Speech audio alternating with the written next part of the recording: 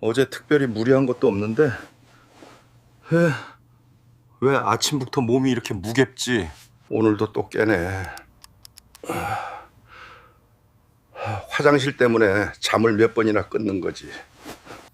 이건 나이 탓이 아닙니다. 신장과 혈관이 아주 조용히 약해지고 있다는 초기 신호예요. 아침에 일어났을 때 전날 특별히 무리한 일을 하지 않았는데도 몸이 유난히 무겁게 느껴진 적이 있으신가요? 한밤중에 화장실에 가기 위해 자주 잠에서 깨고 다시 잠들기까지 한참을 뒤척인 적은요? 예전보다 식사는 더 규칙적으로 하고 약도 꼬박꼬박 챙겨 먹는데도 혈압은 오르락내리락하고 혈당은 높았다 낮았다를 반복하진 않으신가요? 그러면서 스스로 이렇게 말하진 않으셨나요? 나이가 들면 다 그렇지 뭐. 만약 지금 고개를 끄덕이고 계시다면 제 말을 꼭 끝까지 들어주시기 바랍니다. 왜냐하면 너무도 평범해 보이는 이런 신호들이 사실은 우리 몸에서 가장 중요한 장기들이 조용히 약해지고 있다는 초기 경고일 수 있기 때문입니다.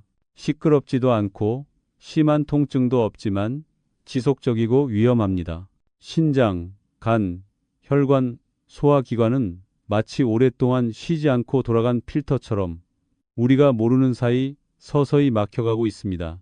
증상이 분명해졌을 때에야 병원을 찾는 많은 분들은 그때는 이미 늦어 약에 의존하거나 심지어 의료기계의 의지에 살아가야 하는 경우도 적지 않습니다. 인체는 강과도 같습니다. 물이 줄어들기 시작하면 물고기가 바로 죽지는 않지만 생명은 이미 내부에서 위협받고 있는 것입니다. 하지만 아직 희망은 있습니다. 50세를 넘긴 이후라도 우리 몸은 올바른 열쇠만 찾으면 놀라운 회복력을 보여줍니다.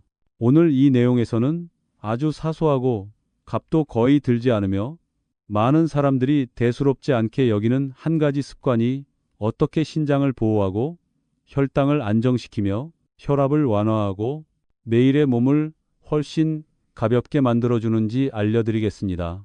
비싼 약이나 복잡한 건강기능식품은 필요하지 않습니다. 본격적으로 들어가기 전에 자연적인 건강 관리에 관심이 있고 매일 스스로 몸을 지키고 싶으시다면 채널을 구독하시고 아래에 댓글을 남겨주세요. 더 알고 싶고 본인의 경우에 맞게 자세한 설명을 듣고 싶으시다면 댓글에 숫자 1을 남겨주시기 바랍니다. 저는 모든 댓글을 하나하나 직접 읽고 있습니다. 이번 내용에서는 많은 의사들이 조용히 매일 실천하고 있는 겉보기엔 아주 단순한 습관이 왜 중요한지, 그리고 특히 50세 이상에게 안전하고 효과적으로 사용하는 방법을 자세히 알려드리겠습니다.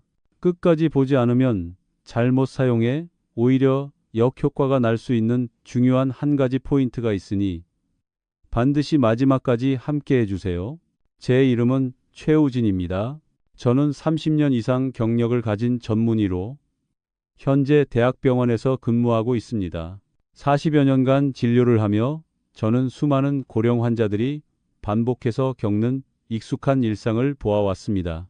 아침에는 혈압을 재고, 점심에는 혈당을 확인하고, 오후에는 다리가 붓는 것이 걱정되고, 밤에는 심장이 빨리 뛰거나 화장실에 여러 번 가느라 잠을 설치는 생활 말입니다. 많은 분들이 저를 보며 이렇게 말합니다. 선생님, 약은 잘 챙겨 먹는데 왜 몸은 계속 이렇게 힘들까요? 그 마음을 저는 잘 압니다. 왜냐하면 한때 저 역시 그들 중 한 사람이었기 때문입니다. 62세가 되었을 무렵 제 건강 상태는 제가 진료하던 환자들과 다르지 않았습니다. 혈압은 자주 정상 범위를 넘었고 혈당은 들쭉날쭉했으며 체중은 늘고 쉽게 피로해졌습니다. 아침에 일어나면 손발이 약간 붓고 소변색도 짙어졌습니다. 전문의로서 배운 대로 할 수 있는 모든 것을 시도했습니다. 식단을 조절하고 운동을 하고 각종 보충제를 먹고 생활 리듬도 바꿔보았습니다. 하지만 빽빽한 업무 일정 속에서 결과는 기대만큼 따라오지 않았습니다. 그러던 어느 날 국제의학학회에서 자연 발효 식초와 관련된 연구를 접하게 되었습니다. 솔직히 말해 그때 저는 상당히 회의적이었습니다. 의사로서 부엌에서 흔히 볼 수 있는 물질이 의미 있는 생리적 변화를 일으킬 수 있다는 것을 믿기란 쉽지 않았습니다. 하지만 더 나은 선택지가 없었기에 저는 최대한 조심스럽게 직접 시도해 보기로 했습니다. 3개월 후 결과는 저를 진심으로 놀라게 했습니다. 혈압은 눈에 띄게 안정되었고 혈당의 급격한 변동도 사라졌으며 몸은 훨씬 가벼워졌고 오래 지속되던 피로감도 없어졌습니다. 이것을 기적처럼 말하고 싶은 것이 아닙니다. 다만 우리 몸은 올바른 방식의 도움을 받으면 매우 긍정적으로 반응한다는 사실을 강조하고 싶을 뿐입니다. 그 이후로 저는 이 습관을 수년간 꾸준히 유지해왔고 이제 거의 80세에 가까운 나이지만 50대였을 때보다 훨씬 건강하고 정신도 맑다고 솔직하게 말할 수 있습니다. 그렇다면 몸 안에서는 실제로 어떤 변화가 일어난 걸까요? 그 답은 우리가 문제가 생기기 전까지 거의 신경 쓰지 않는 장기에 있습니다. 바로 신장입니다. 많은 사람들이 50세 이후 신장의 여과 기능이 해마다 조용히 감소한다는 사실을 모릅니다. 통증도 없고 뚜렷한 경고도 없이 노폐물을 걸러내고 체액을 조절하는 능력이 조금씩 떨어집니다. 신장이 약해지면 몸은 수분을 붙잡아두기 시작하고 혈압은 올라가며 혈당은 조절하기 어려워지고 밤중에 소변 때문에 잠이 자주 깨게 됩니다. 식초는 올바르게 사용할 경우 여러 경로를 통해 신장을 돕습니다. 일부 결석을 만들기 쉬운 물질들이 뭉치는 경향을 줄여주고 소변 환경을 보다 여과에 유리하게 만들어주며 신장의 미세한 여과 단위에 가해지는 부담을 덜어줍니다. 저는 반복적으로 신장 결석을 겪던 많은 고령 환자들이 올바른 습관을 몇 달간 유지한 뒤 불편한 증상이 눈에 띄게 줄어드는 것을 직접 보아왔습니다. 다만 분명히 말씀드려야 할 점이 있습니다. 식초는 절대 원액 그대로 마시거나 무분별하게 사용해서는 안 됩니다. 잘못 사용하면 위를 자극해 오히려 해가 될 수 있습니다. 그리고 신장만이 혜택을 받는 것은 아닙니다. 여과와 대사 기능이 개선되면 혈당도 보다 안정됩니다. 특히 50세 이상, 그리고 흰쌀밥이나 면류 등 탄수화물 위주의 식습관을 가진 한국인에게는 식후 혈당이 급격히 상승하는 일이 매우 흔합니다.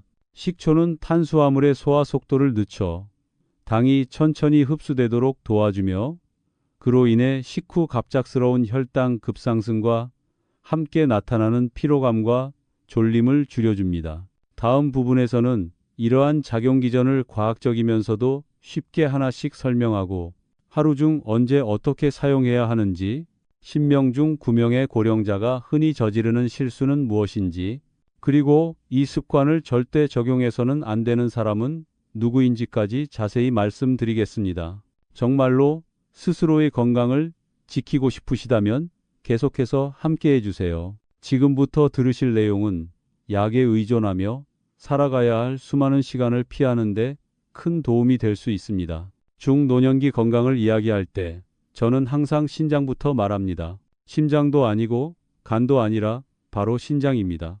이유는 아주 단순합니다. 신장은 우리 몸 전체의 노화 속도를 결정하는 장기이지만 동시에 가장 조용한 장기이기 때문입니다. 아프지도 않고 쑤시지도 않으며 뚜렷한 신호를 보내지도 않습니다. 여과 기능이 상당히 떨어진 뒤에야 비로소 다리가 붓고 만성적인 피로가 생기며 혈압이 잘 조절되지 않고 밤에 소변을 여러 번 보게 되고 수면이 끊기기 시작합니다. 50세 이후에는 사구체 여과율이 해마다 조금씩 감소합니다. 이는 자연스러운 생리적 과정입니다.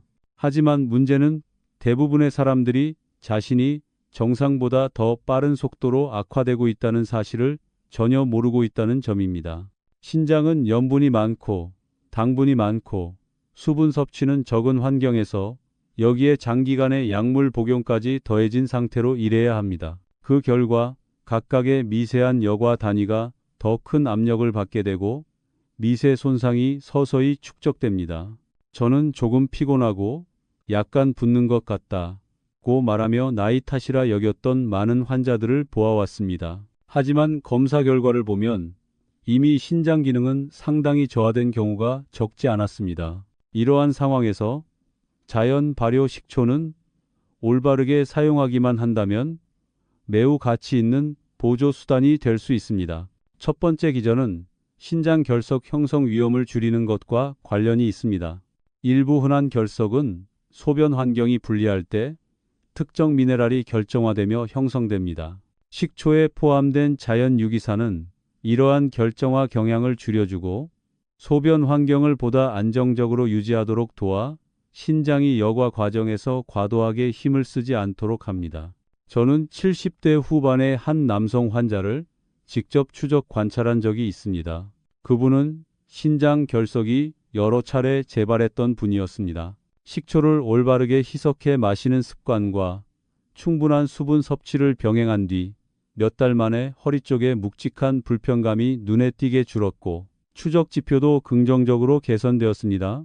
하지만 여기서 반드시 강조해야 할 매우 중요한 점이 있습니다. 식초는 절대로 원액 그대로 마셔서는 안 됩니다. 원액을 그대로 마시면 고농도의 산이 위 점막을 강하게 자극해 오히려 신장에 부담을 주고 역효과를 낼 수 있습니다. 안전한 방법은 미지근한 물에 적절히 희석해 알맞은 양을 적절한 시간에 사용하는 것입니다. 많을수록 좋다고 생각해 실수하는 분들이 매우 많지만 고령의 몸에는 항상 고용량보다 절제가 더 중요합니다. 신장이 도움을 받고 여과 압력이 줄어들면 많은 분들이 가장 먼저 체감하는 변화 중 하나가 바로 혈당의 안정입니다. 제2형 당뇨병과 혈당 변동은 50세 이후에 가장 큰 걱정거리 중 하나이며 전통적으로 탄수화물이 많은 식단 환경에서는 더욱 그렇습니다. 저의 많은 환자들은 매일 혈당을 재며 숫자가 조금만 높아도 하루 종일 몸과 마음이 무거워진다고 말합니다. 안타까운 점은 바로 그 불안감 자체가 혈당 변동을 더 크게 만든다는 사실입니다. 식초는 매우 단순하지만 효과적인 기전을 통해 혈당에 작용합니다. 위 배출 속도를 늦춰 음식, 특히 탄수화물이 장으로 내려가 흡수되는 속도를 늦춥니다. 당이 천천히 흡수되면 식후 혈당이 급격히 상승하지 않고 췌장이 인슐린을 과도하게 분비할 필요도 줄어들며 몸은 보다 안정된 상태를 유지할 수 있습니다. 또한 식초는 인슐린 감수성을 개선해 세포들이 이미 존재하는 인슐린에 더 잘 반응하도록 돕습니다. 저는 70대 초반의 한 남성 환자를 아직도 또렷이 기억합니다. 그분은 약을 꾸준히 복용하고 있음에도 공복 혈당이 자주 높게 나왔습니다. 주요 식사 전에 희석한 식초를 마시도록 지도하고 식단을 함께 조절한 뒤 약 한 달 만에 혈당 수치는 훨씬 안정적인 범위로 내려왔습니다.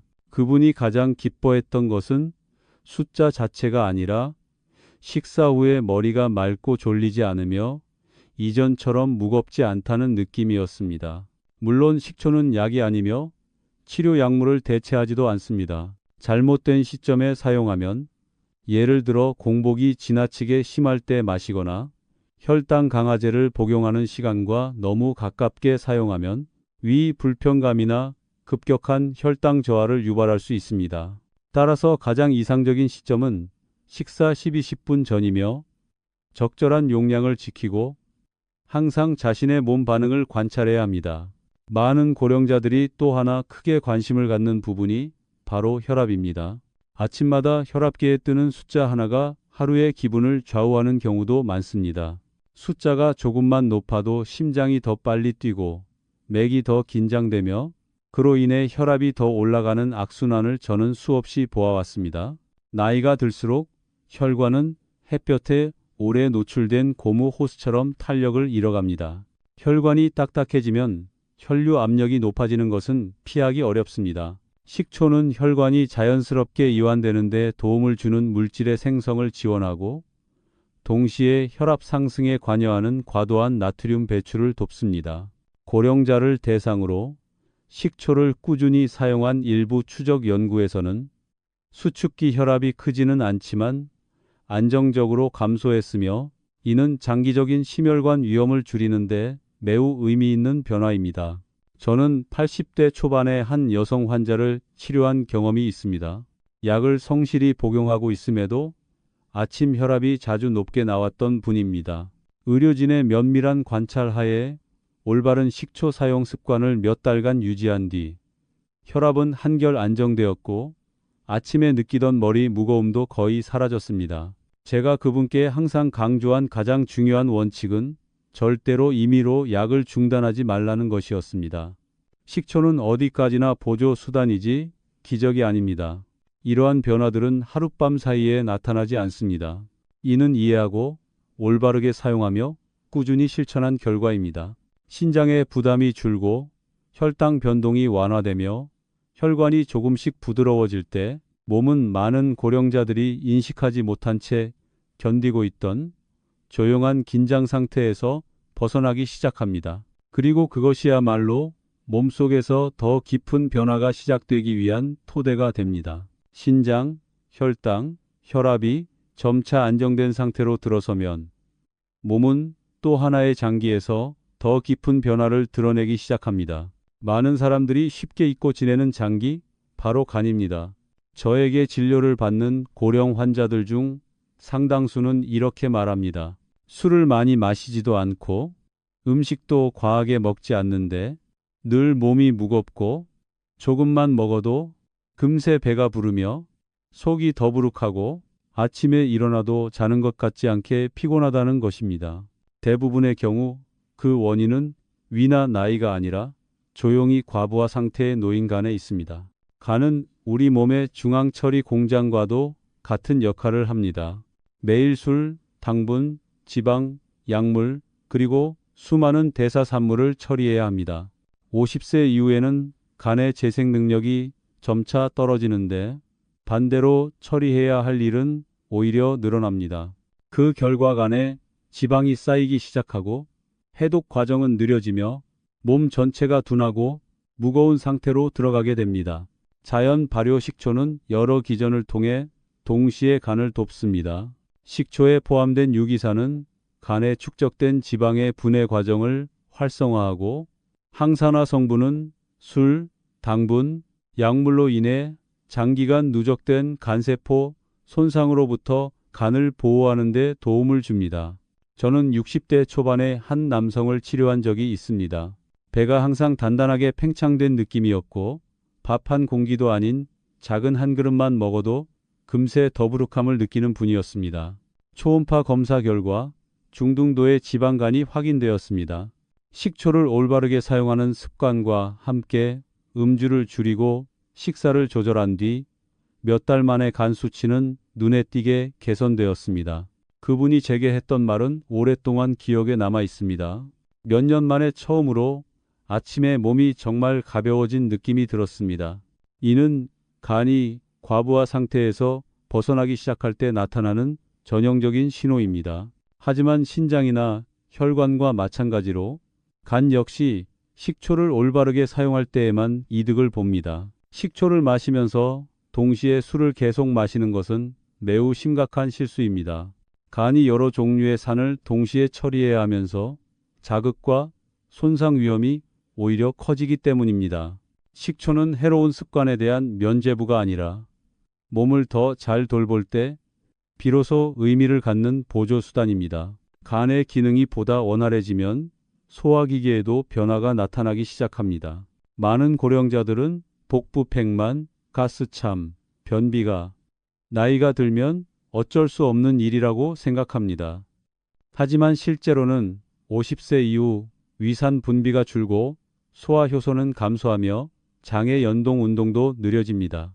그 결과 음식물이 소화관에 오래 머물며 가스를 생성하고 지속적인 불편감을 유발합니다. 식초는 희석하여 적절한 시점에 사용하면 위의 자연적인 산도를 약간 높여 소화를 돕고 비정상적인 발효를 줄이며 가스 생성을 억제하는 데 도움을 줍니다. 또한 식초는 장내 미생물 균형을 맞추는 데도 기여합니다. 유익균이 잘 자라면 장 운동이 규칙적으로 회복되고 변비가 완화되며 복부의 무거운 느낌도 점차 사라집니다. 저는 60대 후반의 한 여성 환자를 만난 적이 있습니다. 수년간 변비와 복부 팽만으로 고생하던 분이었는데 식사 중에 희석한 식초를 사용하는 습관을 몇 주간 유지한 뒤 뱃속이 막혀 있는 느낌이 사라졌고 몸이 훨씬 가벼워졌다고 말했습니다. 많은 사람들이 예상하지 못하는 또 하나의 변화는 수면과 직접적으로 관련되어 있습니다. 50세 이후에도 젊을 때처럼 깊고 끊김없는 잠을 자는 사람은 매우 드뭅니다. 잠들기 어렵거나 쉽게 깨거나 한밤중에 깬 뒤 다시 잠들지 못하는 경우가 흔합니다. 그 원인은 단순히 심리적 요인이나 나이 때문만이 아니라 야간 혈당 변동, 신장과 간 기능 저하, 그리고 마그네슘, 칼륨과 같은 미네랄 흡수 저하에 있습니다. 식초를 올바르게 사용하면 밤 시간대 혈당을 보다 안정적으로 유지해 급격한 상승이나 저하로 인해 몸이 깨어나는 일을 줄일 수 있습니다. 또한 식초는 근육과 신경 이완에 필요한 미네랄 흡수를 돕고 그 결과 멜라토닌 생성 과정이 보다 원활해지도록 간접적으로 지원합니다. 저는 수년간 수면제에 의존하던 70세 가까운 한 여성 환자에게 잠들기 전 미지근한 물에 희석한 식초와 약간의 꿀을 마셔보도록 권한 적이 있습니다. 몇 주 뒤 그녀는 훨씬 밝은 표정으로 돌아와 오랜만에 약 없이도 몇 시간 연속으로 잠을 잘 수 있었다고 말했습니다. 체중과 복부 지방 역시 중노년층에게 큰 고민거리입니다. 많은 사람들이 예전보다 적게 먹는데도 배는 점점 더 나온다고 느낍니다. 이는 단순히 섭취량의 문제가 아니라 기초 대사 속도가 느려지고 인슐린 수치가 높아지기 쉬워 몸이 지방을 저장하는 쪽으로 기울기 때문입니다. 식초는 포만감을 더 빨리 느끼게 해 자연스럽게 식사량을 줄이도록 돕고 인슐린 조절을 통해 지방 축적 경향을 완화하는 데 기여합니다. 몇 달간 식초를 꾸준히 사용한 고령자를 추적한 일부 연구에서는 피로감이나 쇠약감 없이 허리둘레가 작지만 안정적으로 감소한 결과가 관찰되었습니다. 가장 중요한 점은 이러한 변화가 서서히 안전하게 반동 없이 이루어진다는 것입니다. 마지막으로 제가 임상에서 매우 높게 평가하는 조합이 하나 있습니다. 바로 식초와 비타민 C입니다. 50세 이후에는 면역 지원, 염증 완화, 혈관 보호를 위해 비타민 C 필요량이 증가하지만 흡수 능력은 오히려 떨어집니다. 식초는 소화 기능과 간 기능을 개선함으로써 비타민 C가 더 효율적으로 흡수되도록 돕습니다. 적절한 시점에 사용하면 이 두 요소는 서로를 매우 잘 보완합니다. 다만 과거에 신장 결석을 앓았거나 체질이 예민한 경우에는 충분한 수분 섭취와 용량 조절이 반드시 필요합니다. 제가 지금까지 말씀드린 변화들은 결코 기적이 아닙니다. 이는 몸이 올바른 방식으로 조금씩 도움을 받았을 때 나타나는 자연스러운 결과입니다. 간의 부담이 줄고 소화가 원활해지며 잠이 깊어지고 체중이 서서히 안정될 때 사람들은 비로소 단순히 오래 사는 것이 아니라 하루하루를 훨씬 편안하게 살아가고 있다는 사실을 분명히 느끼게 됩니다. 몸 안에서 일어나는 변화들을 이해하고 나면 제가 가장 자주 받는 질문은 이것입니다. 그렇다면 식초는 어떻게 사용해야 정말로 안전하고 장기적으로 효과가 있습니까? 이 부분이 바로 핵심입니다. 같은 재료라도 올바르게 사용하면 몸을 돕지만 잘못 사용하면 특히 50세 이후에는 오히려 해가 될 수 있기 때문입니다.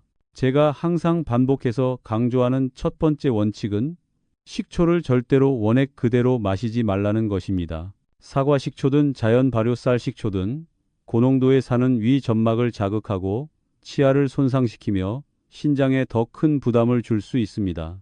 가장 안전한 방법은 미지근한 물에 희석하는 것입니다. 따뜻한 물은 식초가 천천히 퍼지도록 도화 위에 자극을 주지 않고 몸이 더 부드럽게 받아들이게 합니다.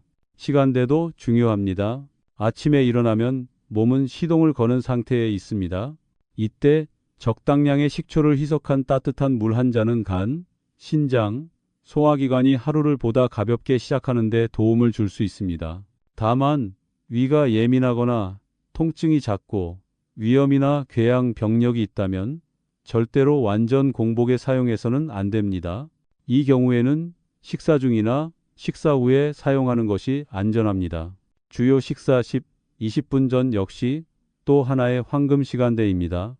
음식보다 먼저 몸에 들어가면 식초는 당 흡수 속도를 늦추고 혈당 조절을 도우며 포만감을 더 빨리 느끼게 합니다. 이는 특히 탄수화물이 많은 식사에서 매우 유용합니다. 식사 중에는 소스나 양념 형태로 식초를 활용해도 좋습니다. 이 방법은 부담이 적고 소화에도 도움이 됩니다. 저녁 시간대에는 특히 잠들기 어려운 분들에게 잠자기 약 30분 전 미지근한 물에 희석한 식초에 약간의 꿀을 더한 음료가 몸을 이완시키고 야간 혈당을 안정시키며 더 깊은 수면을 돕는 데 도움이 될 수 있습니다. 다만 너무 늦은 시간에는 사용하지 않는 것이 좋습니다. 밤중에 소변을 보고 싶은 욕구가 늘어날 수 있기 때문입니다. 용량은 매우 중요합니다. 고령자의 경우 하루 총 식초 섭취량은 보통 1, 3큰술을 넘기지 않는 것이 안전하며 반드시 여러 번으로 나누어 희석해 사용해야 합니다. 많이 사용할수록 효과가 빠를 것이라 생각하는 분들이 많지만 과도한 용량은 위 자극, 미네랄 불균형을 일으키고 오히려 역효과를 냅니다. 식초는 응급약이 아니라 장기적으로 돕는 생활 습관입니다. 식초의 종류 선택도 매우 중요합니다. 저는 항상 자연 발효 식초, 특히 화학 첨가물이 없는 쌀 식초나 사과 식초를 권합니다. 산미만 강한 공업용 식초는 생리적인 이점을 거의 제공하지 못합니다. 위가 약한 분들에게는 자연 발효 쌀 식초가 더 부드러운 편이며 사과 식초는 소화와 대사 측면에서 장점이 있지만 반드시 적절한 용량을 지켜야 합니다. 식초는 적절한 생활 방식과 함께할 때에만 최대 효과를 발휘합니다. 충분한 수분 섭취는 필수입니다. 몸에 물이 부족하면 신장은 더 힘들게 일하고 간의 해독 능력도 떨어지며 식초의 이 점 역시 크게 감소합니다. 하루 동안 물을 나누어 마시되 특히 아침과 식사 사이에 충분히 섭취하면 몸의 순환이 훨씬 원활해집니다. 식단 역시 극단적이지 않게 조절해야 합니다. 가장 중요한 세 가지는 소금 줄이기, 정제당 줄이기, 정제 탄수화물 줄이기입니다. 대신 채소, 생선, 자연, 발효 식품을 늘리면 장내 미생물이 건강해지고 식초의 효과도 더욱 잘 살아납니다. 저녁 식사는 가능하면 7시 이전에 맞춰 잠들기 전 간과 소화기관이 쉴 시간을 주는 것이 좋습니다. 매일 가벼운 운동, 비록 느린 산책 정도라도 식초로 인한 긍정적인 변화를 몸이 더 잘 활용하도록 도와줍니다. 여기에 스트레스 관리가 함께 필요합니다. 지속적인 스트레스는 혈당과 혈압을 높이고 수면을 방해해 모든 노력을 무력하게 만들 수 있습니다. 하지만 이 습관이 모든 사람에게 맞는 것은 아닙니다. 활동성 위궤양, 심한 역류성 식도염, 말기 신부전, 요로를 막는 큰 신장 결석이 있거나 소화기 수술 후 회복 중인 분들은 특히 주의가 필요합니다. 이러한 경우 식초는 자극이 될 수 있으므로 상태가 안정될 때까지 일시적으로 중단하는 것이 바람직합니다. 장기간 특정 약물을 복용 중이라면 습관을 바꾸기 전에 반드시 담당 의사와 상의해야 합니다. 제가 가장 강조하고 싶은 것은 안전과 이해입니다. 식초는 기적이 아니며 모든 사람에게 언제나 맞는 것도 아닙니다. 그러나 몸이 준비된 상태에서 올바르게 사용한다면 오랜 시간 함께할 수 있는 든든한 동반자가 될 수 있습니다. 지금까지 신장, 혈당, 혈관, 간, 소화, 수면, 체중까지 살펴보았습니다. 공통점은 하나입니다. 몸은 하루아침에 무너지지 않습니다. 매일 반복되는 작은 습관 속에서 서서히 약해집니다. 그리고 바로 그 작은 습관들이 올바르게 조정될 때 몸을 다시 균형으로 되돌릴 수 있습니다. 수천 명의 환자를 지켜본 의사로서 저는 삶의 질을 결정하는 것은 약만이 아니라 우리가 매일 몸을 어떻게 돌보느냐에 달려 있다고 믿습니다. 희석한 식초 한 숟가락은 즉각적인 치료를 위한 것이 아니라 몸이 스스로 자신의 일을 더 잘 해내도록 돕는 선택입니다. 오늘의 내용이 여러분이 자신의 몸을 더 잘 이해하는 데 도움이 되었다면 잠시 시간을 내어 좋아요를 누르고 채널을 구독해 주시고 건강을 걱정하는 가족이나 지인과 이 내용을 나눠주시기 바랍니다. 여러분의 작은 관심이 누군가를 오랜 피로와 불안에서 벗어나게 할 수도 있습니다. 끝까지 함께해 주셔서 감사합니다. 오늘부터 자신의 몸에 조금 더 귀를 기울이고 작지만 지속 가능한 변화를 시작하시길 바랍니다. 항상 건강과 평안을 기원합니다.